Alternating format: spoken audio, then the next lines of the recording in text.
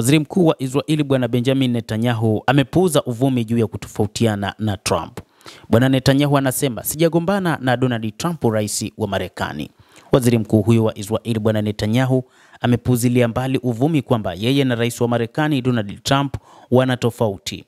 Uvumi juu ya mvutano baina ya washirika hao wawili uliibuka baada ya ziara ya kwenye mataifa matatu ya Ghuba na ambayo ilikuwa ya kwanza ya kigeni tangu arejee madarakani mwezi Januari, lakini hakwenda Israeli.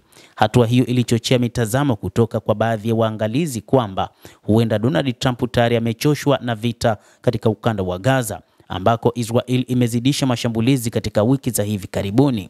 Netanyahu aliwaambia waandishi wa habari siku ya jana usiku kwamba amezungumza na Trump na amemhakikishia kwamba bado anasimama pamoja na kiongozi huyo wa Israel. Aidha, amesema wamezungumza na makamu wa rais JD Vance, alimtaka kuzipuuza taarifa hizo za uzushi kuhusu mpasuko kati yake na serikali ya Marekani na Israel. Kwenye ziara yake nchini Saudi Arabia, Qatar na Umoja wa Falme za Kiarabu, Trump alitia saini mikataba mikubwa ya biashara na uwekezaji.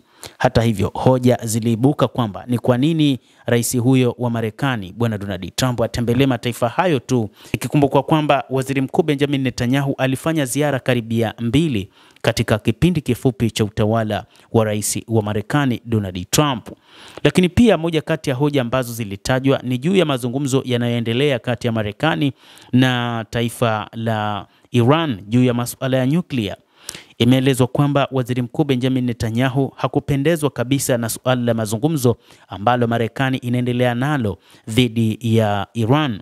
Mpango wa Netanyahu ilikuwa ni kufanya mashambulizi katika vinu vya nyuklia vya Iran, huku rais wa Marekani akiendelea na kampeni yake ya mazungumzo, lakini pia akisema kwamba kamwe hatoweza kurusha hata cheche katika vinu hivyo vya nyuklia, huku akitaka Israel isije kufanya hivyo.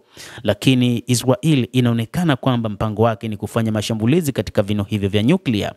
Lakini kuna mambo mengine mengi ambayo yamemfanya Waziri Mkuu Benjamin Netanyahu na hata wachambuzi wa mambo kueleza, na hata baadhi ya maelezo kutoka kwa baadhi ya viongozi yaliyoelezwa na vyombo vya habari nchini Israel, ikiwa ni pamoja na Jerusalem Post, lakini pia Ynet, lakini pia na Times of Israel. Vyombo hivi vya habari viliwahi kueleza kwamba watu wa ndani katika ofisi ya Waziri Mkuu Benjamin Netanyahu walichukizwa na baadhi ya vitendo vya rais wa Marekani Donald Trump, ikiwa ni pamoja na kuingia mikataba na kundi aliloliita kundi la kigaidi, kundi la Wahouth, ambalo limekuwa mara kadhaa likishambulia nchi ya Israel katika maeneo mbalimbali. Hii ni moja kati ya vipengele ambavyo vimetengeneza uhusiano mbaya kati ya serikali ya Netanyahu pamoja na rais wa Marekani Bwana Donald Trump katika kipindi cha hivi karibuni.